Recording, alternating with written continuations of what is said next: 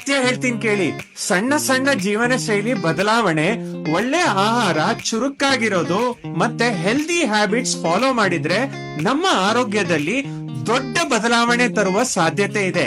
Medical treatment ಅಗತ್ಯ ಇದ್ರೆ ಮುಖ್ಯ, ಆದ್ರೆ ತುಂಬಾ ಜನರು ಸರಿಯಾದ ಜೀವನ ಶೈಲಿ ಫಾಲೋ ಮಾಡಿದಾಗ ಔಷಧಿ ಮತ್ತೆ ಕಾಸ್ಟ್ಲಿ ಟ್ರೀಟ್ಮೆಂಟ್ ಅವಶ್ಯಕತೆ ಕಡಿಮೆ ಆಗುತ್ತೆ ಅಂತ ಕಂಡು ಹಿಡಿದಿದ್ದಾರೆ.